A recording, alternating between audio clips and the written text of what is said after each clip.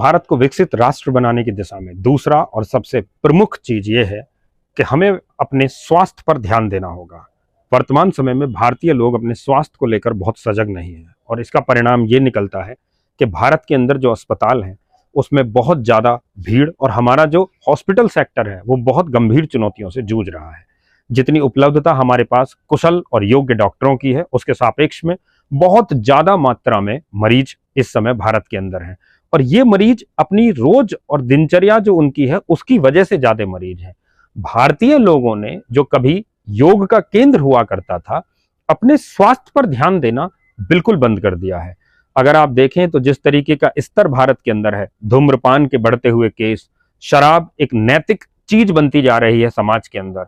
आने वाले समय में अगले 10 से 15 सालों में लीवर के और आप कह सकते हैं कि लंग्स के बहुत ज्यादा पेशेंट भारत के अंदर आने वाले हैं। आवश्यकता यह है कि भारत में सरकार को 3 चीजों को बिल्कुल मूल रूप से खत्म कर देना चाहिए। सबसे पहले धूम्रपान को, उसके बाद सेकंड नंबर पर आता है ये जो गुटखे, खैना, जर्दी, रजनीगंधा, तुलसी, इस तरह की जो चीजें हैं और जिनका प्रचार बड़े स्तर पर किया जा रहा है, ये केवल और केवल पैसा कमाने के उद्देश्य रह गए हैं।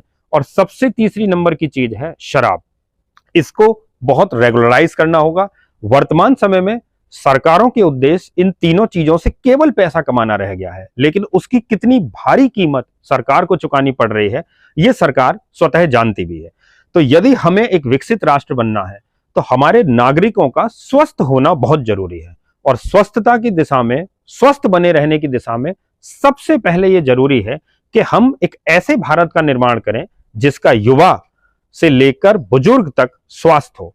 आज की स्थिति में जो भारतीय युवा हैं, जो कॉरपोरेट लोग काम करते हैं, अगर आप किसी बड़े शहरों में जाएंगे तो आप देखेंगे कि जो युवा हैं वो बहुत जल्दी ब्लड प्रेशर के शिकार हो रहे हैं, शुगर के पेशेंट हैं, डायबिटिक हैं और बहुत सारे अन्य रोगों से घिरे हुए हैं। मानसिक तनाव और अवसाद उनके जीवन को घेरे हुए है।